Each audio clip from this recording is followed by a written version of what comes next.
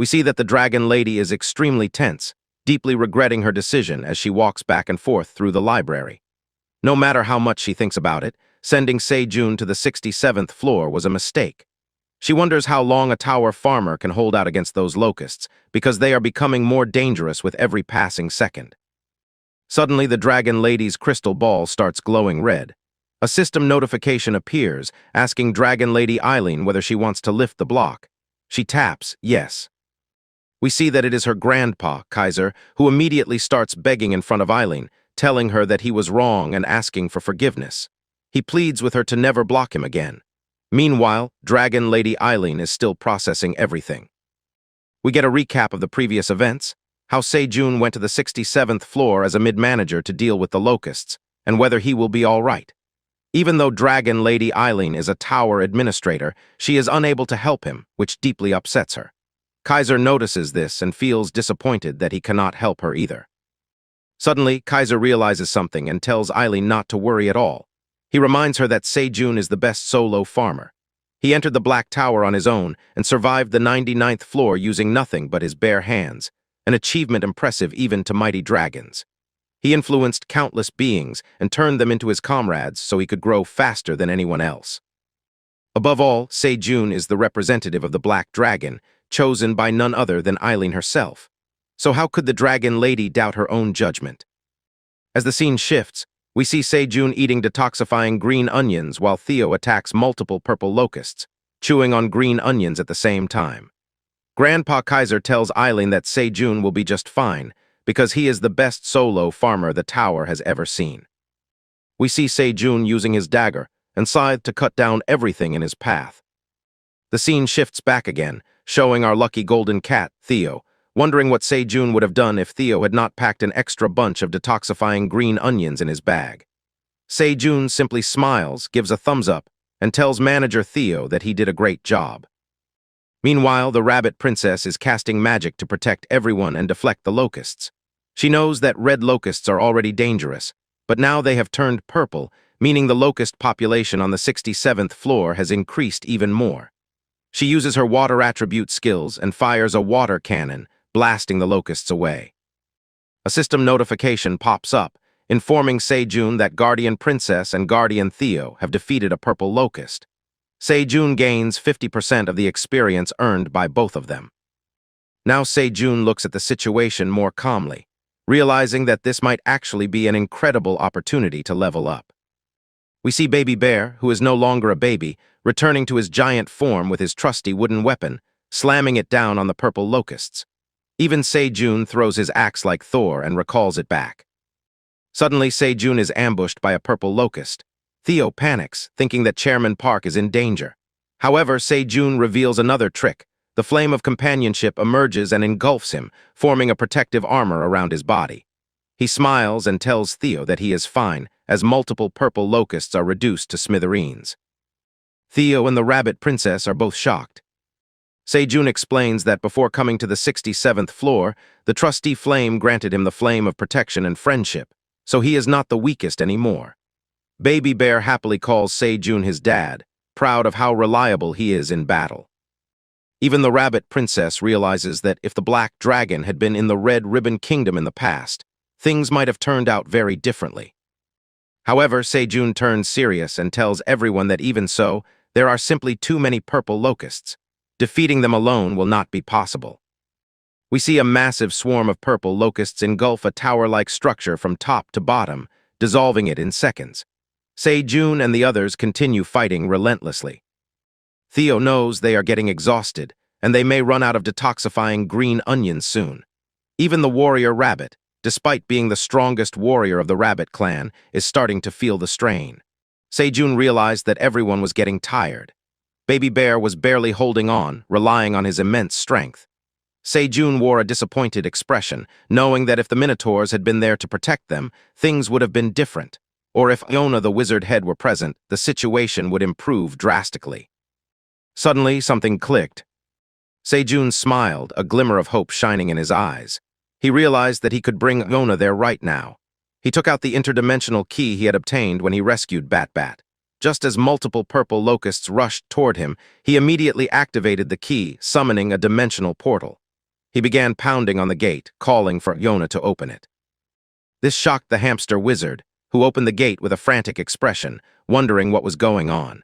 At first, she thought Se-jun needed the room and told him that the upgrade was almost complete. However, she quickly realized something was wrong as the air outside grew increasingly toxic. Se-jun told her that he needed her help. Before Se-jun could explain further, Yona herself noticed the purple locusts swarming across the forest. The tall structure nearby had already been destroyed. The purple locusts soon noticed the wizard head as well, viewing her as their next prey. But Yona did not back down. Her expression turned serious, quite intense for a hamster. She raised her staff and began channeling lightning energy, which glowed purple. As her magic staff fully charged, she unleashed Giga Lightning. The entire sky turned purple with lightning, destroying countless purple locusts as they exploded like firecrackers. Even Se-jun was shocked by the sheer power the small hamster possessed. Baby Bear cheered excitedly at the spectacle, along with the other creatures. The rabbit princess smiled brightly, while the warrior rabbit observed silently. Theo, unlike ordinary cats, was completely captivated by the scene unfolding before him. As the scene shifts, Se-jun turns back toward the dimensional gate as Yona descends from the sky. Purple locusts continue to be blown into smithereens by the lightning strikes, leaving Se-jun in awe. A system notification appears, informing Se-jun that the system has been updated. The mid-manager is now tasked with exterminating the purple locusts on the 67th floor of the tower. Out of 700 million purple locusts, 50,000 have been defeated, granting Se-jun 3 million experience points and 50,000 tower coins. Failure will result in Se-jun being unable to return to their original location until the quest is complete. Se-jun is shocked, not only by the massive experience gain, but also by the realization that 700 million purple locusts still remain. Baby Bear returns to his normal size, and everyone stares at the system window, unsure of what to do next. Yona reassures them, explaining that once the numbers decrease, the purple locusts will revert back to red locusts, making them easier to defeat. However, due to the toxic air, Yona begins to look pale and suddenly collapses. Before she can hit the ground, Theo leaps forward and catches her, gently placing her near the gate. He tells Yona that since she was affected by locust poison, she should eat a detoxifying green onion immediately. Under the influence of the hallucinating poison, Theo appears even more impressive in Yona's eyes. She compliments him for his incredible magic and expresses relief that they are on the same side. As Yona bites into a chunk of detoxifying green onion like a cute little hamster, she blushes intensely at the praise. Meanwhile, the warrior rabbit scans the surroundings and informs Se-jun that he no longer senses any locust presence nearby. Se-jun feels relieved and decides that they should take a break inside the dimensional space he unlocked. As the scene shifts, the warrior rabbit, Baby Bear, and the rabbit princess enter the dimensional space, their eyes sparkling with amazement. When Se-jun enters with Theo and Yona, he is mesmerized by the cozy atmosphere. The dimensional space has transformed into a place perfectly suited for Christmas. Se-jun compliments Yona on how beautifully she decorated the place. The hamster smirks and tells Se-jun that a simple task like this is easy for her. At that moment, Se-jun gets another idea. He realizes that if he uses the dimensional space permanently, he could summon his comrades anytime, without even designating them as subordinates. This was truly a game-changing idea, as Se-jun watched all the creatures laughing and playing together. Suddenly, he noticed that Baby Bear was eating something and wondered what it was. Baby Bear immediately showed him a piece of meat and told Se-jun that the locusts struck by the lightning attack were actually delicious. However, when everyone else smelled it, it did not seem good at all. Se-jun made a strange face, and even Theo wanted to throw it away, knowing it did not look like something they should eat. But as the foul smell faded, Se-jun realized that the scent beneath it was similar to chicken. He suddenly remembered that back on Earth, locusts were often said to taste like chicken. Se-jun immediately bowed in front of Yona, asking whether she could modify the small brazier to make it do something more. As the scene shifts outside the dimensional space, the environment is unpleasant. However, inside the space, a delicious aroma fills the air. Even Se-jun starts drooling along with Baby Bear, realizing that what they had done was completely insane. The brazier had been modified into a roaster, with multiple pieces of locust meat skewered around it, cooking slowly. Juices dripped down as the meat roasted, releasing an incredibly appetizing scent. Baby Bear watched happily. A system notification appeared, informing Se-jun that the achievement, first to cook roasted purple locust in the tower, had been unlocked. It was registered under cooking level 4, with proficiency slightly increased. As the locust meat continued to roast, the system announced that a special effect had been applied due to Se-jun's cooking level. The recipe, stuffing purple locusts with detoxifying green onions and roasting them over indirect heat, made the meat lean and savory. Because of skillful cooking, both the meat and green onions were perfectly cooked, resulting in a tender texture and excellent taste. The process also detoxified the poison in the meat, granting low-level poison resistance to anyone who ate it. This dish was rated C+ grade. When Se-jun lifted one skewer, he was shocked by the sheer size of the meat. He told all the cute monsters to try it, assuring them that it was fully cooked. Still, Theo found it unsettling. Even though it smelled good, roasting the entire body looked a bit disgusting. Baby Bear seized the opportunity and immediately grabbed the whole piece, telling Theo that he would eat it no matter what. Se-jun calmly scolded Baby Bear, warning him that it would be hot, but the bear did not care. He tossed it into the air to cool it down, then blew on it with his mouth. The shell cracked without breaking apart, revealing soft, tender meat inside. The juicy meat melted in his mouth and tasted heavenly. Baby Bear enjoyed it immensely and started gulping it down at an incredible speed.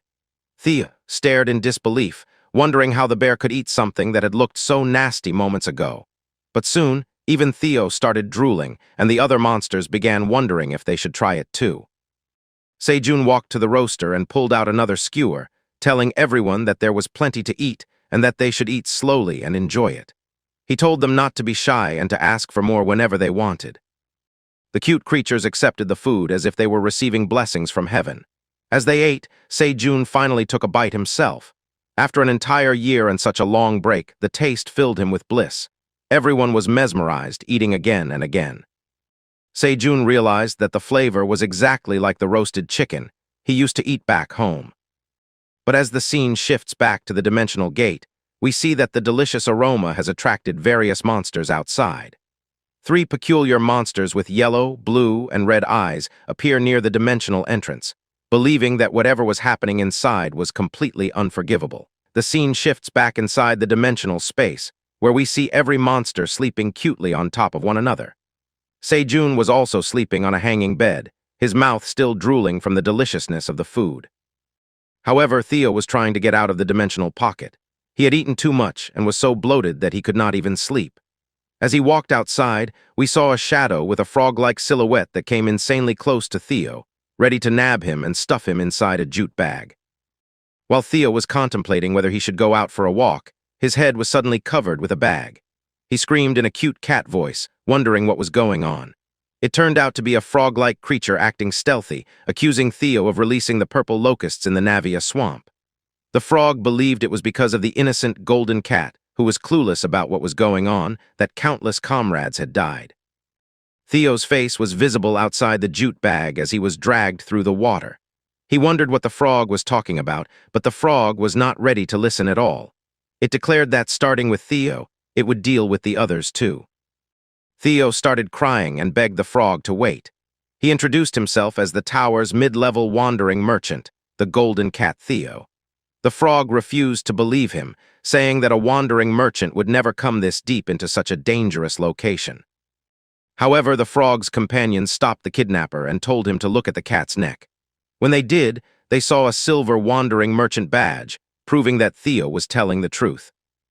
Theo sat down innocently, shaking violently from fear after being kidnapped. The other 2 frogs wondered why a wandering merchant would be present near the Navia swamp. A third frog suggested that the badge might be fake or stolen. Hearing this, Theo frantically explained that it was a misunderstanding. He said they had come to eliminate the purple locusts and save the jewel frogs who were being hunted by them. Theo continued in a panicked voice, saying that he was a subordinate of the tower administrator, the one and only Black Dragon. He demanded that the frogs let him go immediately. The frogs were not ready to believe that the Black Dragon himself had come to save them. Theo reassured them and told them that if they did not believe him, they should try knocking on the door nearby, because the Black Dragon was sleeping inside and would prove that Theo was telling the truth. However, just imagining the giant Black Dragon made the frogs even more hesitant. They feared that the black dragon would become furious if his sleep was disturbed, especially after they had treated his subordinate this way. Theo stood there trembling while the frogs debated what to do, unwilling to open the gate. Theo wondered what he should do since the frogs refused to open the gate. At that moment, one of the frogs came up with a strange idea. They decided to take Theo to Lord Geron, who would know what to do. Theo asked who Geron was, but the frogs immediately tied him to a long bamboo stick. Two of them lifted the stick and carried the newly captured cat away. Theo screamed continuously, calling out for Chairman Park to come and save him. Inside the dimensional portal, Sejun scratched his ear in his sleep, thinking it was just a mosquito whispering, and continued sleeping peacefully. Outside, Theo kept screaming for breath, shouting that he was a mid-level wandering merchant, the great Lord Theo, and ordering the frogs to put him down. Annoyed by the noise, the frogs threw him against a rock, assuming that such a noisy cat must be fake. After a moment, everyone calmed down. The green frog approached Theo, while the blue frog removed the bag from his head. The green frog apologized, explaining that they had lost too many comrades recently and had to be careful. Only then did Theo realize that the ones who kidnapped him were actually the ones they were meant to save, the jewel frogs themselves. There were 3 of them, one blue, one light green, and one dark green. Theo became furious. He had come to save the jewel frogs, yet they treated the great merchant like a captive. He scolded them angrily, asking if they had any idea how hard they had fought the purple locusts for the jewel frogs' safety. But suddenly, as Theo was scolding the 3 jewel frogs, a heavy voice echoed from the swamp, asking how he dared to act this way. Seeing this, Theo was shocked. He turned around and looked toward the swamp, which was bubbling violently as air surged from within. From the dirty swamp, a massive silhouette slowly emerged, a giant jewel frog. The creature spoke in a deep voice, demanding to know who dared scream so loudly and disturb his sleep. The giant jewel frog was so enormous that even the smaller jewel frogs trembled in fear for a moment. However, they quickly knelt down before the massive creature and addressed him as the king of the jewel frogs, the greatest and largest among their kind. Meanwhile, Lord Geron, the jewel frog king, was furious at Theo. He believed that Theo had continuously harmed him and their brethren. The swamp water surged violently, splashing everywhere and completely soaking the golden cat once again. Even though Theo desperately tried to dry himself, the impact was too great, and he was knocked unconscious on the spot. The blue jewel frog quickly spoke up, informing their lord, none other than Lord Geron, that they had captured the cat from the area with the strongest poison concentration in the swamp. Hearing this, the jewel frog king assumed that Theo was the one who had released the damn bugs into the swamp. Theo, however, did not even have the strength to speak. His body was completely drenched, every muscle aching terribly. On top of that, he was terrified and unable to put any strength into his limbs. But then Theo began acting. This was what the old Theo would have done. Suddenly filled with energy, he stood tall and spoke loudly before Lord Geron and the other jewel frogs, declaring that he was destined to become a great wandering merchant, and that he could not fall over something like this. Theo stood up proudly and introduced himself in his usual grand manner. This body belongs to the mid-level wandering merchant, the golden cat Theo. He demanded to know how Lord Geron dared kidnap, threaten, and treat him in such a manner without any proof. Theo declared that the price for this insult would definitely be paid by none other than the jewel frogs themselves. What Theo believed to be an intimidating display was nothing more than a joke to the jewel frog king. Lord Geron immediately raised one massive hand, intending to squash the tiny cat for his defiance, calling him an insignificant little thing. However, the dark green jewel frog stopped him. "Please wait, my lord," he said, explaining that according to Theo, he was a subordinate of the black dragon which could be useful to them. At this, even Lord Geron began to sweat slightly. If the tower administrator Theo mentioned was truly the mighty black dragon, then the situation was far more serious than he initially thought. The 3 jewel frogs began speaking hurriedly to their king, explaining that if Theo was telling the truth, then harming him without reason could bring immense trouble upon them. They also reminded Lord Geron that Theo had claimed to fight the dangerous purple locusts, creatures the jewel frogs themselves were helpless against. Perhaps Theo had really come to help them. Theo, however, was deeply annoyed. Not only did they doubt him, but now they were presenting his words to their lord as if the idea came from them. Still, for Lord Jaron, it was difficult to believe. Even he, the mighty Jewel Frog King, was currently recovering in the swamp after being poisoned by those bugs. There was no way a tiny cat could handle monsters that attacked everything they encountered. At that moment, Theo seized the opportunity. He opened his bag and spoke confidently. "If that's the case, then you should eat this." From Theo's magical bag emerged a beautifully roasted piece of purple locust meat. Theo explained with shining eyes that if Lord Jaron ate it, he would be completely fine. Technically, the effect came from the detoxifying green onion stuffed inside, but Theo did not bother explaining that detail. Before anyone could react, a massive tongue shot forward and grabbed the roasted meat. Lord Jaron ate it instantly, purely because it smelled delicious, without caring about its effects. Theo was stunned by the sheer size of the Jewel Frog King's tongue. The subordinates hesitated, wondering if their lord should really eat something just because it smelled good. Before they could even finish speaking, Lord Jaron began acting strangely. He felt something stirring inside his body. The Jewel Frogs feared something terrible was happening within their lord. Then suddenly, a sparkling light enveloped the massive frog. Blissful sounds escaped his mouth as rainbow-colored light filled the area. When the light finally faded, Lord Jaron spoke in a refreshed voice. His body felt incredibly light and rejuvenated. The once intimidating Jewel Frog King now looked completely different, giant yet slimy, adorned with multiple colors, with a radiant rainbow-colored jewel shining on his head. Moments ago, he was terrifying. Now he behaved like a spoiled puppy, eagerly asking what Theo had fed him because it was unbelievably delicious. The giant frog wondered what on earth the dish was because he felt that the toxins inside his body were completely gone. He asked Theo whether he had any more of it. The cat let out a devilish laugh, knowing that it was a good thing he was lucky. He had kept a few roasted locusts aside just in case. It was because of this food that the Jewel Frog King was finally willing to discuss a deal with him. As the scene shifts, we see multiple purple locusts attacking the lizard men. The lizard men were slicing them in half using their swordsmanship skills, but the moment the toxins touched their bodies, the situation became even more terrifying and impossible to handle. A massive purple locust swarm grew increasingly enraged, closing in on the lizard men who were barely holding their ground. We come to know that the leader of the lizard men guard was named Tamurao. All the other monsters on the 67th floor were confused, wondering why the numbers of locusts were not decreasing at all. They were also running out of detoxifying green onions, and the situation was spiraling out of control. Tamurao knew this could not continue any longer. As the purple swamp crept closer, only a few inches away, he wondered if this was truly the end for them. Suddenly, a massive familiar tongue appeared out of nowhere. In a single motion, it grabbed dozens of purple locusts and swallowed them whole.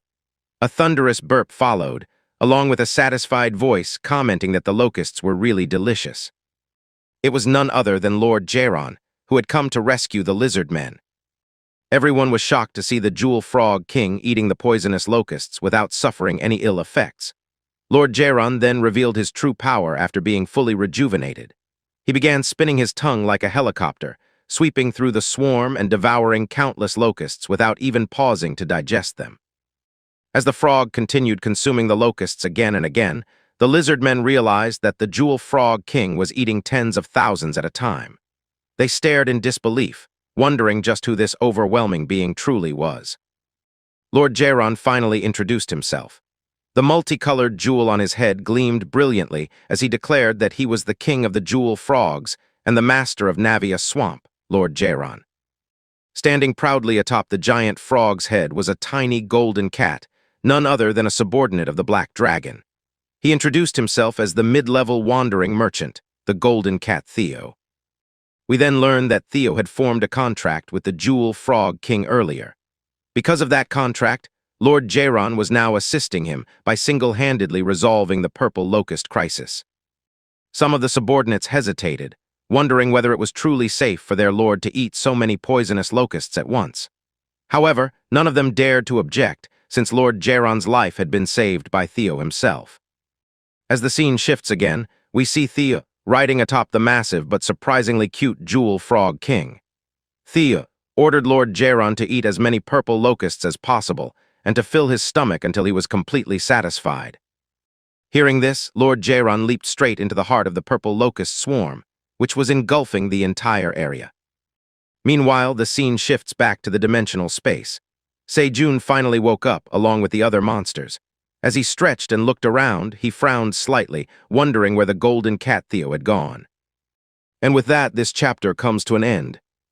But here, another surprise. 6 continuous chapters are going to be released next.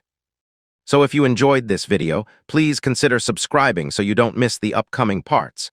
Enjoy the holidays as we finally return to the story with Sejun and Theo, the golden cat. Thanks for watching. Now Sejun was genuinely worried. He wondered whether everyone was ready because they had to head out and find Theo and figure out where he had gone. Baby Bear and the warrior rabbit were already prepared, along with the others. The princess, however, was confused, wondering where the golden cat could have gone all by himself in the middle of the night. Even Iona was worried, knowing that the area outside must still be swarming with locusts. That was exactly why Sejun knew he had to find the cat quickly, otherwise things could easily go wrong. Meanwhile, the black rabbit stepped forward and raised his chest proudly, telling the princess that no matter what happened, he swore he would protect her at all costs. The princess blushed slightly and replied that she believed he would, calling him Sir Knight. Hearing this, the black rabbit turned red himself, flustered by her words. Sejun then told everyone to get ready, as he finally reached for the dimensional door. The moment the door opened, everyone rushed out with all their magic power and physical strength, shouting at the top of their lungs, "Avengers, assemble!" and telling the bugs to bring it on. But the moment they stepped outside, they froze. There was nothing. The surroundings were completely desolate. Only the dimensional gate stood behind them, with no enemies in sight. Sejun quickly realized that the area they had previously cleared was still safe. Suddenly, the black rabbit's ears twitched. He raised his hand and told everyone to wait. Focusing carefully on the sound, he sensed something massive approaching their position. Sejun immediately tensed up, wondering what it could be. The princess speculated that it might be a new breed of locust, but Iona shook her head, saying that it shouldn't be possible. Even so, Sejun tightened his grip on his axe and told everyone to brace themselves for whatever was coming. What happened next shocked him to his core. A giant frog suddenly leaped straight over their heads, casting an enormous shadow over Sejun and the others. Everyone screamed in alarm as the massive creature landed heavily in the swamp, the impact splashing muddy water everywhere and soaking everyone nearby. As the water settled, they noticed a small silhouette clinging desperately to the frog. It was Theo, barely hanging on. Theo looked at his companions with a smug grin and teased them, asking if they had all been waiting for the mighty Theo, the golden cat. Iona stared in disbelief, completely confused by what she was seeing. Sejun quickly asked Theo if he was all right. Theo replied proudly that he was completely fine, and casually added that he had even made a new subordinate named Jaron. Sejun blinked. Who is Jaron? Theo explained that thanks to Jaron, they had wiped out a massive number of purple locusts. At that moment, the giant jewel frog king noticed the mark on Sejun's hand, the unmistakable crest of the black dragon. Without hesitation, Lord Jaron, along with multiple jewel frogs, immediately bowed before Sejun. They explained that they had been able to overcome the locusts thanks to the dish Sejun had cooked, and that it had helped them immensely. Sejun wondered aloud whether these frogs were different from the ones on the 75th floor. Iona explained that these were jewel frogs, and they were the very targets their team was supposed to protect for this mission. Lord Jaron was none other than the king of the jewel frogs, and at that moment, Theo was sitting cutely on his head. Iona could hardly believe that the golden cat had managed to make such a powerful being his subordinate entirely on his own. She stared at Theo in awe, wondering just who he truly was to possess such influence. Theo, however, didn't care about that at all. Instead, he immediately turned to Sejun and asked if he had done a good job. Sejun, though still nervous, was also extremely curious about how Theo had managed all of this. Theo, however, had no intention of explaining anything just yet. First came the treats and the churros. Since he had done such a good job, he deserved at least that much.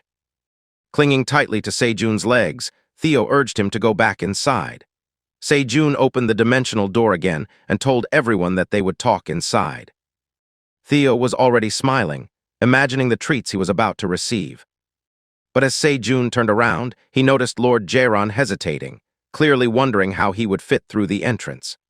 Sejun explained apologetically that although he would love to invite him inside, the entrance was simply too small. Lord Jaron proved himself to be a wise and understanding king. He calmly replied that Sejun need not worry about that. Suddenly, the multicolored jewel on Lord Jaron's head began to shine brilliantly. The light was so intense that everyone had to close their eyes to protect themselves. As the glow intensified, something incredible happened. Slowly but surely, Lord Jaron's massive body began to shrink. When the light finally faded, the once giant jewel frog king had transformed into a cute, chubby frog, even smaller than the other jewel frogs.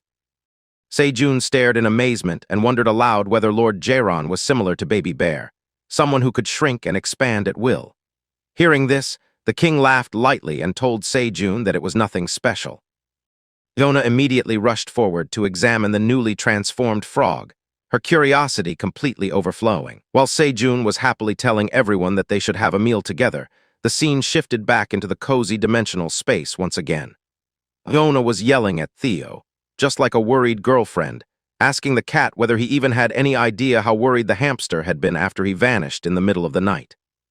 Theo, however, was completely relaxed, knowing that nothing bad had actually happened. He also knew better than to mention that he had been kidnapped and had nearly died, because that would only make things worse for him. As the scene shifted toward Sejun, we saw that the entire fireplace had been completed and was now being upgraded once again so that he could cook more food inside it. Theo and the others gathered around, drooling uncontrollably when they saw a delicious-looking stew. The dish was called Purple Chef's Potato Stew. It was made from thinly sliced purple locust meat, combined with detoxifying green onions and strength potatoes, all boiled together for a long time so the ingredients could blend harmoniously and enhance each other's effects. Upon consumption, strength would increase by 10.5 for 30 minutes, the user would feel full for 4 hours, and gain low-level poison resistance.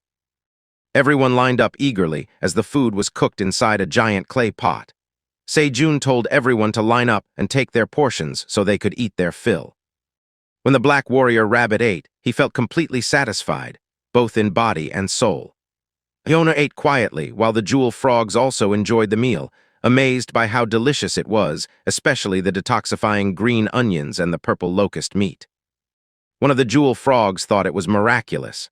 Normally, just touching the skin of a red locust would melt a frog's skin due to its toxicity. But thanks to the green onions, the detoxification effect was incredible.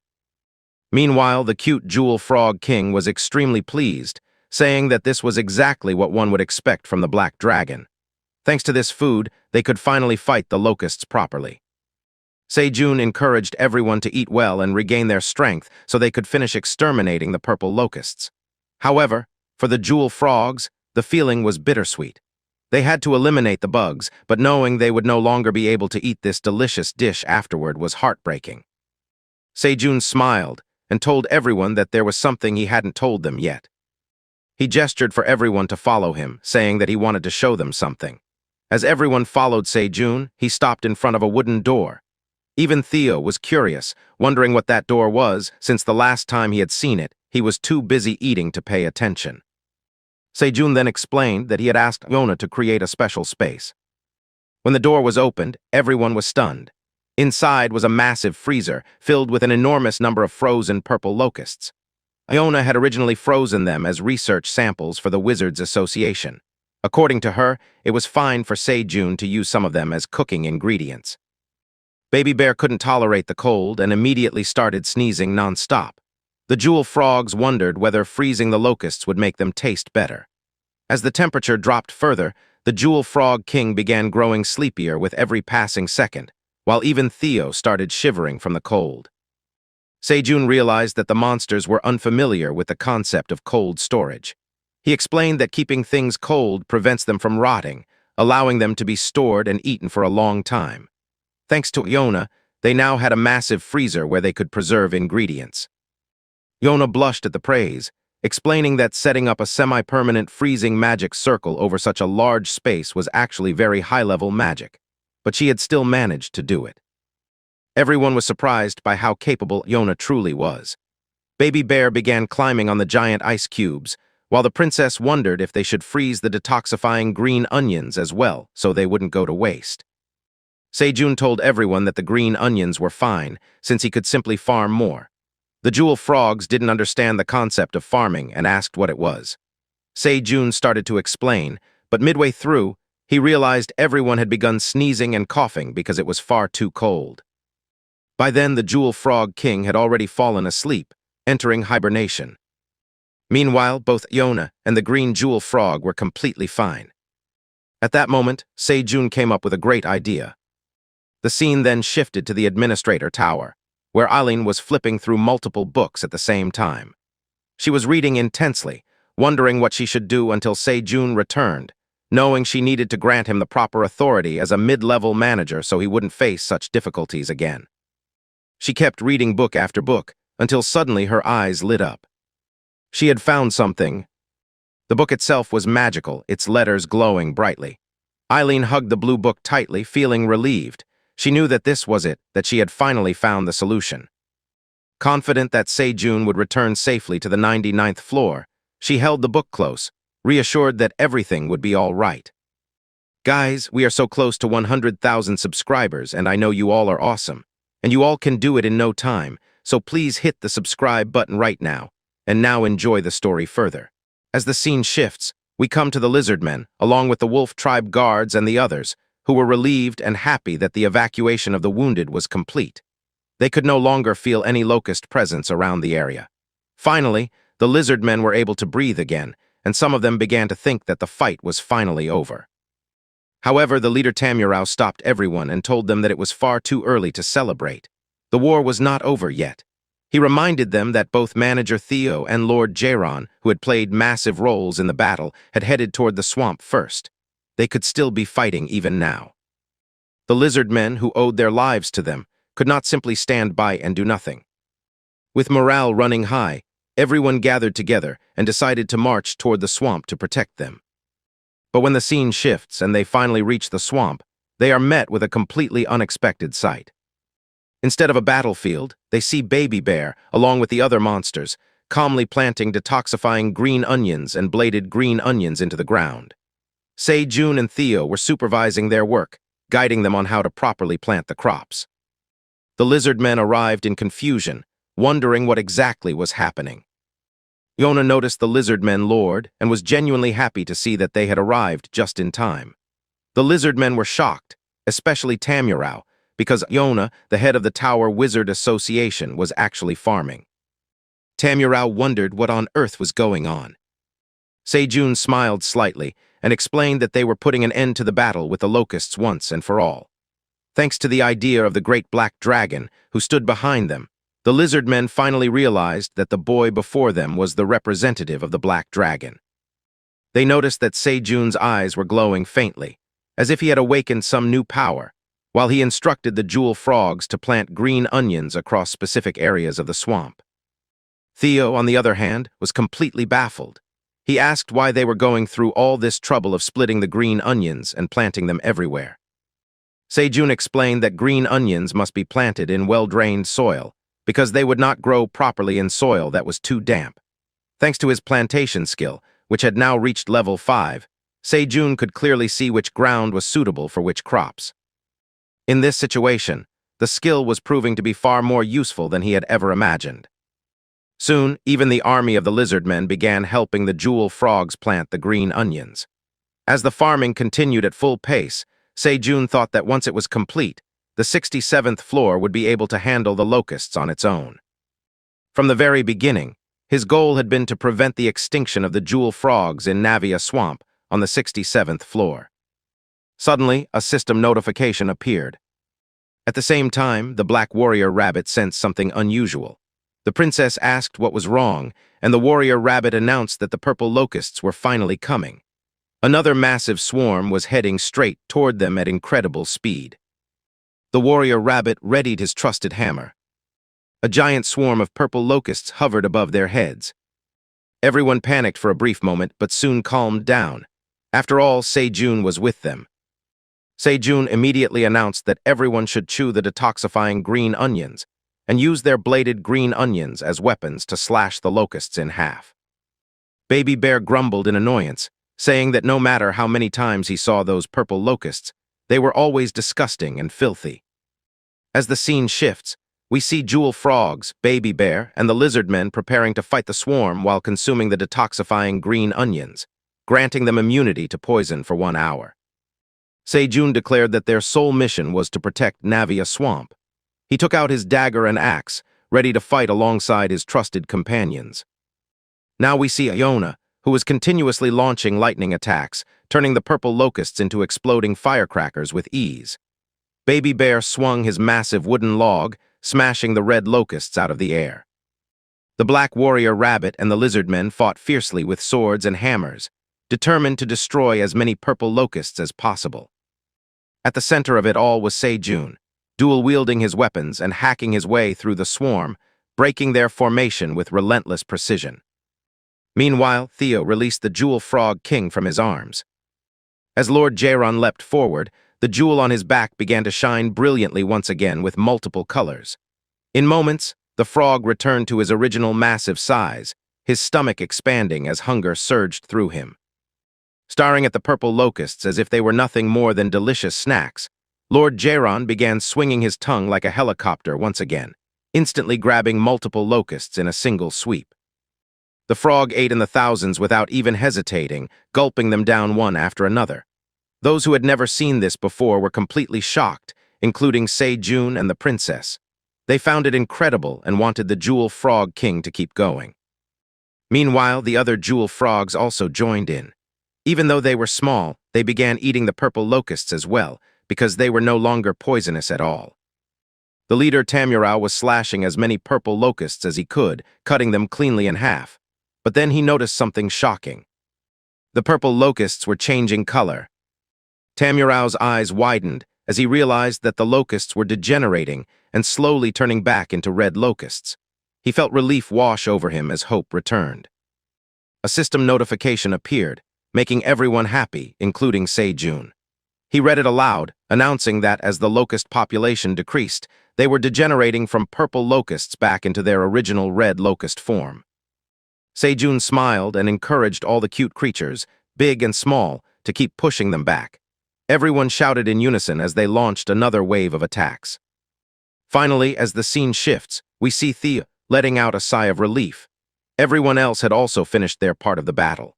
Thea was happy that they had won without anyone getting hurt, realizing that this was the true power of the bladed green onions and detoxifying green onions. Even Lord Jaron, the Jewel Frog King, was burping loudly after his feast, clearly satisfied. One of the lizard men's soldiers approached Sejun and respectfully called him the Great Black Dragon. 2 Jewel Frogs followed shortly after, bowing deeply and thanking him for saving them. The Jewel Frogs promised that from now on, they would farm both the bladed green onions and detoxifying green onions themselves. They swore to exterminate the remaining locusts and protect Navia Swamp on their own. At that moment, a system notification informed Sejun that he had finally completed the mid-level manager quest after almost 1 full year. As a reward, he obtained 3 million experience points and 50,000 tower coins. Sejun could hardly believe it. He felt that he had achieved an incredible feat. Just then, the lizard men leader Tamurao stepped forward again, also calling Sejun the Great Black Dragon. Tamurao confessed honestly that he had been largely responsible for the entire situation. Sejun received 1 extra stat point and wondered what Tamurao meant. A flashback followed. It revealed that the lizard men had trusted Tarek the pig, who was actually the mastermind behind feeding the locusts even after they had been subdued. Tamurao had received continuous rewards from him and never once suspected anything was wrong. Now Tamurao placed a reward box in his hands and opened it, showing Sejun the item he had received from the pig. He offered it up, wanting to sacrifice it to the Great Black Dragon. Sejun refused. He told Tamurao that it was fine, and instead instructed the lizard men to use that reward to restore the 67th floor after the destruction caused by the battle. A blue aura suddenly surrounded everyone who had come from the upper floor. A system notification announced that they would be returning to the 99th floor in 30 seconds. Hearing this, the lizard men leader was deeply moved. The jewel frogs were also surprised by the generosity of the legendary black dragon. Soon, the blue aura completely enveloped everyone. They were shot upward into the sky and teleported back to the 99th floor of the tower. Finally, after almost 1 year, they were witnessing the 99th floor once again. Even Sejun felt emotional, realizing how long it had been. The fresh air felt incredible after such a long time. The black wolf, white wolf, the entire rabbit family, and the cute little bunnies rushed forward, shocked and overjoyed that their master, Sejun, had finally returned. Sejun knelt down, checking on everyone and marveling at how much the baby rabbits had grown. He petted them affectionately, admitting how much he had missed them. Suddenly, Theo glanced behind him and noticed something strange. Sneaking quietly onto the 99th floor was none other than Lord Jaron, the Jewel Frog King. Theo was shocked that Jaron had followed them all the way up. Meanwhile, Sejun asked the mother rabbit and father rabbit about Bat, wondering how he was doing and whether he had adjusted well, since it had been so long since they last saw him. The mother rabbit pointed toward the house of Sejun they had built. Inside, multiple queen bees and worker bees were taking care of Bat, who was happily resting upside down in the shade, just as bats should. She explained that Bat was doing perfectly fine. Sejun also noticed that the fields looked amazing. The farm hadn't changed at all, and the new crops were fully grown, tomatoes, potatoes, and many other crops thriving beautifully. The farmer rabbit explained that the residents of Grainier Village were eager to help with the work. Even though they had all scattered earlier for their wandering merchant jobs, they had now returned and completed a great deal of work. Even the architect rabbits came over to Sejun, calling out to him and telling him that they had prepared something while he was away. They asked if he would like to follow them. As the scene shifts, we arrive near the pit below the 99th floor. Sejun immediately recognized the place. It was the cave where he had first entered the tower. As he looked around, he noticed something new on the floor, a trapdoor that had not been there before. Sejun opened it, and Theo peeked inside. We see that entering the cave was no longer troublesome, because the architect rabbits had built stairs that extended deep downward. Sejun began walking inside, noticing multiple candles lighting the entire area and preventing darkness from spreading. Sejun felt pleased seeing the staircase that led directly into the cave. He realized that from now on, they could come and go freely without needing someone above to pull them up. He immediately understood just how hard the architect rabbits must have worked on this. Meanwhile, we see the two cute little beings, whose names had been forgotten, along with Flame, all happily looking at their master. We also noticed that there were now multiple purifying Ents, whereas before there had only been one when Sejun left. Even Baby Bear wondered what was going on. We come to learn that the first Ent, named Pasaki, had produced more seeds. For Sejun, this was great news, as it meant that the flaming tree would now have more companions willing to protect her. Just then, a system notification appeared. It was revealed that Eileen was shocked to see that Sejun had returned. Sejun smiled and asked her how she had been doing. However, the dragon lady felt both relief and irritation at seeing his cheerful expression, making her feel foolish for worrying so much about the team she had sent. She brushed those feelings aside and told Sejun that more importantly, she had something to give him right now. Sejun was surprised, wondering what else there could be. Inside the administrator tower, Eileen opened the blue book and began channeling magic into the crystal orb. She told Sejun to think of it as a reward for all his hard work. As the spell took effect, Sejun was enveloped in a blue aura from head to toe. He was startled as he felt a powerful surge of energy flow through his body. Something had clearly changed. The dragon lady smiled calmly and told him to look forward to it, because she had finally found the greatest authority suitable for him. It was called the authority of an unbreakable body, granted to the mid-level manager Sejun. Only then did Sejun realize what it meant. With the unbreakable body, his physical body could never be broken. The realization shocked him, and he wondered in disbelief whether he had now become truly invincible. But as Sejun saw the blue energy fading away, he wondered why he was not feeling its power yet. Hearing this, Baby Bear decided to test it immediately. He took out his trusty wooden weapon and slammed it down with insane force straight onto Sejun's head. Sejun was startled and fell to the ground as smoke rose from his head due to the impact. When Baby Bear realized that Se-jun's head had not fallen off, he became overjoyed, knowing that his dad had finally become strong. Even Theo realized that Se-jun did not break, even after taking a full-powered strike from the bear. However, Se-jun began crying, telling Baby Bear that he could still feel the pain exactly as before. He warned Baby Bear not to expect any dinner tonight for pulling such a cruel surprise attack. Se-jun then turned toward the tower administrator and thanked her sincerely for the incredible gift. The dragon lady told Se-jun that she would be leaving things in his care from now on. Suddenly, a system notification appeared. It informed Se-jun that a quest had been triggered. The job quest was to realize the joy of harvesting and to use the harvesting skill 100,000 times. The reward for completing it would be level 51, 50,000 tower coins, and all tower farmer job skills increasing by 1 level. However, completing 100,000 harvests was clearly not an easy task.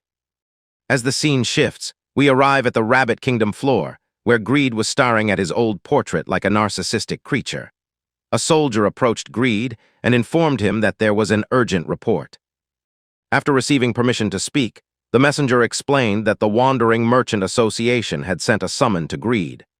The situation was serious because the fat pig Tarek had been captured after failing to kidnap the bunny princess. During interrogation, Tarek had mentioned Greed's name, making him a suspect as well. Greed's eyes filled with killing intent as he wondered how Tarek could be such a fool. Greed had treated him well, as Tarek was a fellow Boar elder, and had even entrusted him with an important relic to carry out the job. Now, due to Tarek's mistake, the Wandering Merchant Association, an organization funded by Greed, had dared to act against him. Greed turned toward the messenger and asked whether there was any concrete evidence linking him to Tarek. The messenger replied that there were indeed clues, as Yona, head of the Magic Association, and the Inspection Bureau led by Inspector Fox had carried out a joint operation. A flashback appears. We see Inspector Fox arresting Tarek on 8 criminal charges, including kidnapping, unlawful confinement, and blackmail. The authorities had secured Tarek's confession using a recording device. Tarek was completely exposed, revealing that he was the one who had fed the red locusts. Once everything was devastated and the food supply was gone, the 67th floor would fall under Lord Greed's control. After reading the summon, Greed tore it apart, dismissing the messenger and telling him to leave. He continued staring at his portrait, still unable to believe that the Merchant Association had summoned him and that he would be forced to step forward personally. Greed took a black book from a bookshelf, a book he had never read. This black book was actually the key to a hidden passage. As the bookshelf moved aside, Greed descended deeper underground and opened a massive gate with a giant golden bow symbol engraved on it. Beyond the gate stood a white dragon statue, surrounded by massive piles of gold scattered throughout the chamber. The sight revealed just how greedy the pig truly was. Suddenly, the white dragon statue began to speak. Hearing the voice, Greed immediately bowed in respect, greeting the great white dragon speaking through the statue. The white dragon's eyes glowed with crimson energy as they glared at Greed. The scene shifts back to the 99th floor cave. Rabbit farmers were harvesting cherry tomatoes, while other rabbits and ents watered the flame tree and nurtured new saplings. Baby Bear helped gather water from the nearby lake, while the small rabbit children looked up to their big brother in admiration. The bunny princess was treated generously, with the architect rabbits presenting her with everything they had harvested. Everyone noticed that Se-jun was counting numbers under his breath. As the scene shifts again, we see Se-jun, Theo, and the black rabbit pulling on something firmly rooted in the ground. No matter how hard they tried, they failed to uproot it. The red vine with multiple leaves remained intact, standing firmly in place. Se-jun realized that what they were trying to uproot was no joke. Even Theo had never seen such a huge sweet potato vine before, knowing that there was definitely a massive sweet potato buried underground. Hearing the words massive sweet potato, Baby Bear felt a sudden surge of strength as his eyes started sparkling. He began growing bigger and bigger, grabbing the vine and pulling it with all the strength he had. Meanwhile, both Se-jun and Theo stepped back and started cheering loudly for Baby Bear. Baby Bear screamed with all his power, and as the sweet potato slowly began emerging from the ground, both Theo and Se-jun made exaggerated, shocked faces. Finally, the entire sweet potato came out, and Baby Bear returned to his baby form. A system notification appeared, informing Sejun that it was a giant pumpkin sweet potato grown in the tower. It tasted delicious due to sufficient nutrients, but it had used all those nutrients solely for growth. As a result, it provided no effects when consumed and would not sprout even if planted. It was a grade C crop with an expiration date of 45 days. Everyone climbed all over it, unable to believe that such a giant sweet potato was right in front of them. Even Sejun knew that this sweet potato was incredible. Just one of them would be enough to feed everyone. Baby Bear could not wait any longer and told his dad that he wanted to eat it immediately. However, when Sejun looked at his current mission, he saw that he had only used the harvest skill approximately 3,000 times, even though he needed to use it 100,000 times. He wondered when he would ever finish it. Still, Sejun turned around and looked at the happy, cute monsters and announced that they should eat first. Baby Bear had worked hard, and even the punishment he had received earlier was officially taken back. He would get dinner after all. Everyone smiled cheerfully. Sejun took out the dimensional space key and opened the dimensional gate directly into the cave on the 99th floor. He told Baby Bear to take out 10 purple locusts from inside. Baby Bear immediately ran in and started pulling out purple locusts. The wolf chief stared in confusion, while the other rabbits found the locusts disgusting. Thea quickly told everyone not to judge them by appearance alone, explaining that they actually tasted incredible. The rabbits looked at him doubtfully. The scene shifts again as Sejun and the others began cooking purple locust sweet potato soup once more. As it cooked, Sejun tasted it bit by bit, carefully adjusting the ingredients. The mother rabbit watched nervously, thinking the stew looked suspicious. Sejun was satisfied with the result, knowing that adding the giant sweet potato for extra sweetness had been the right decision. It made the flavor richer. He handed the first bowl to the artist rabbit, asking him to try it, but no one dared to move.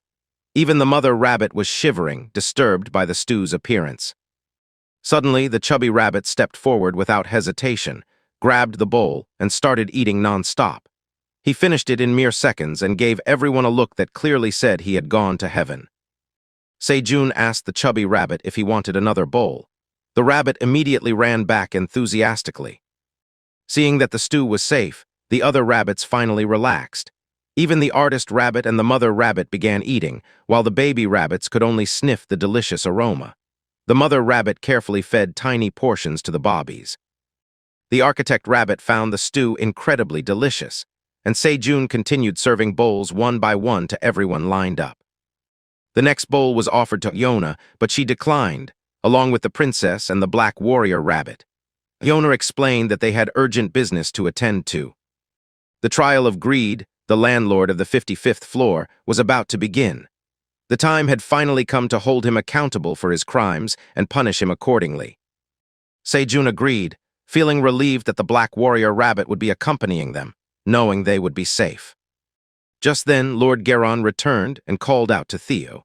Theo asked if the frog had enjoyed his walk outside, but Geron replied that he had discovered something unusual up on the 99th floor. Sejun immediately became curious and asked what it was.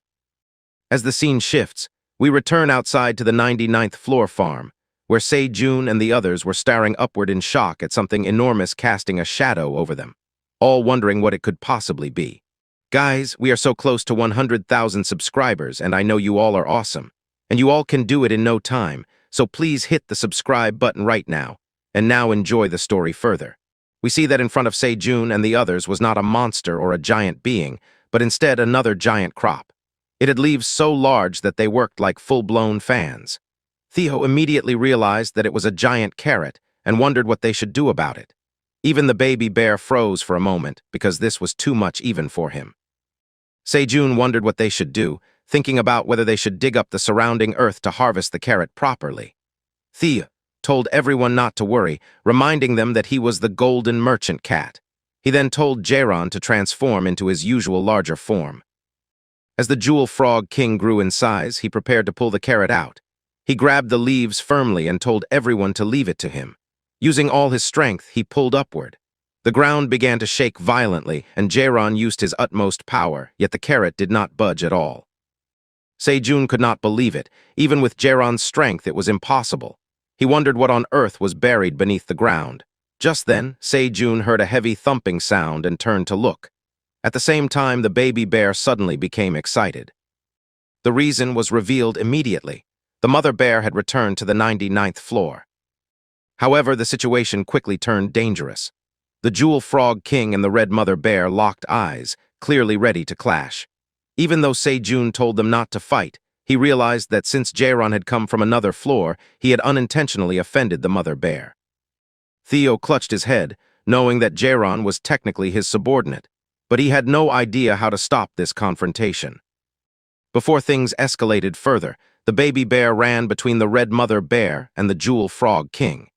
He excitedly told his mother that there was a huge carrot buried in the ground and that he wanted to eat it as soon as possible. The mother bear snapped out of her aggressive stance and looked at the giant carrot leaves. The Jewel Frog King also paused. They stared at each other for a moment, and then Sejun suddenly had an idea. He told both giant creatures that instead of fighting, they should combine their strength and pull the carrot out together, since they were the two most powerful beings on the 99th floor.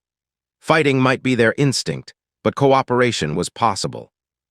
Both creatures hesitated, but in the end they agreed for the sake of the baby bear. They each grabbed the carrot leaves and began pulling upward with full force. The power they exerted was so immense that it caused a literal earthquake. Sejun wondered just how massive this carrot was to cause such tremors. The baby bear cheered loudly for his mother, telling her to hang in there. Both the mother bear and the Jewel Frog King struggled intensely, yet slowly, impossibly, the carrot began to rise. Everyone watched in disbelief. The giant carrot kept coming out, and it did not stop. Right in front of Sejun and the others, the golden carrot lifted completely out of the ground and began floating in the air. The mother bear nearly collapsed from exhaustion, while the Jewel Frog King stared in shock. Everyone else was frozen, unable to believe what they were seeing. At that moment, a system notification appeared. It informed Sejun that he had harvested the Red Ribbon's giant carrot altar. His job experience increased greatly, and his harvesting level 4 proficiency also rose significantly. In addition, he obtained 10,000 experience points. Sejun was stunned. He wondered what exactly the Red Ribbon's giant carrot altar was. Hearing the system message, the father rabbit and the yellow rabbit children hurried over. Before Sejun could ask further questions, another system window appeared. It stated that Sejun must offer 100 crops of 10 different types to the Red Ribbon's giant carrot altar within 24 hours and hold the Harvest Festival of Abundance. The reward for completing the festival would be a job skill called Crop Gigantic. Sejun could hardly believe it. He had received a special quest tied to this floating carrot, and he now had to host something called the Harvest Festival of Abundance to obtain the reward. Meanwhile, the Jewel Frog King poked the floating carrot curiously, still confused about what it was. The father rabbit stepped forward and explained everything. He told Sejun that this was the legendary golden carrot altar passed down in the Red Ribbon Kingdom.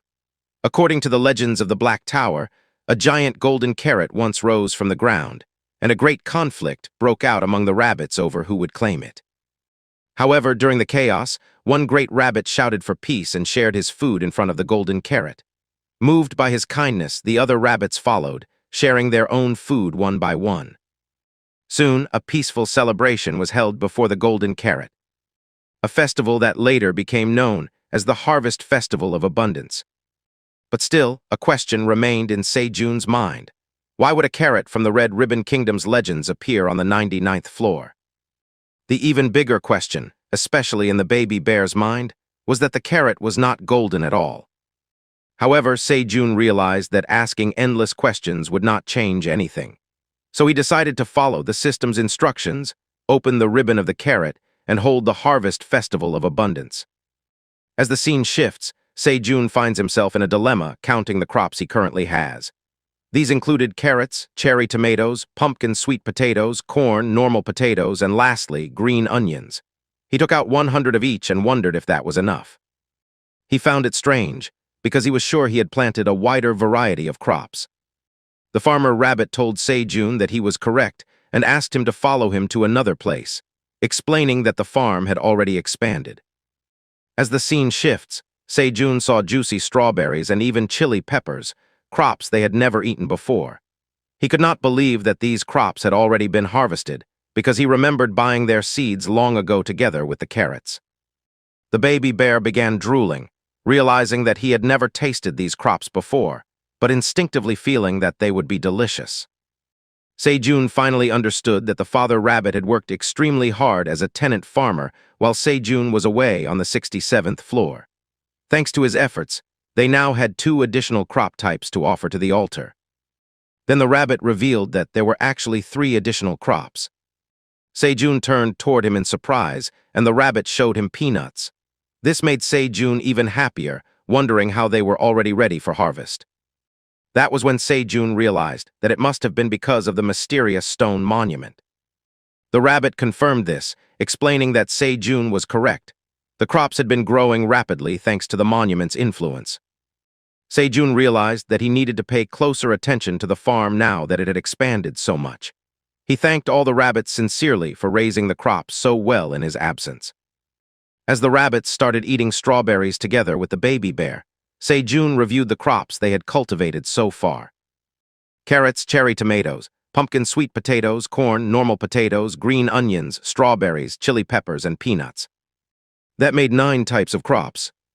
Se-jun was missing one last type. As the baby bear grabbed multiple strawberries and stuffed them into his mouth, Se-jun frowned slightly, realizing this was a problem. Suddenly, Theo remembered something and told Se-jun that there was one more crop. Se-jun asked what it was. Theo reminded him that when they went to the 75th floor, they had planted the yellow fruit obtained after defeating the Frog Queen.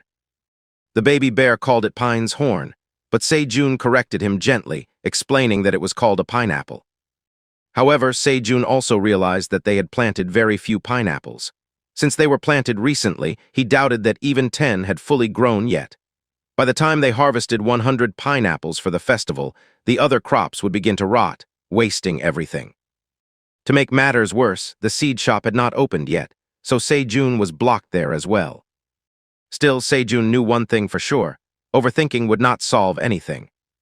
He decided to harvest relentlessly for now, while Theo and the others cheered him on, knowing that a massive amount of work awaited them. As the scene shifts, we move to the Merchants' Association, inside the Merchant Passage Central Court. An owl judge called out to the defendant, who was none other than the pig Greed. The judge announced that the locust outbreak on the 67th floor had been deliberately instigated and aided by Greed and his subordinates. Greed was also charged with soliciting the kidnapping of Magic Association President Iona, as well as the Red Ribbon Kingdom's princess, Boo Boo. Furthermore, Greed was accused of committing treason, including releasing locusts on the 55th floor in the past to attack the Red Ribbon Kingdom, assassinating the king and queen, and attempting to seize the throne. After listing all the charges, the owl judge slammed the hammer onto the platform, declaring that the trial to address these crimes would now begin.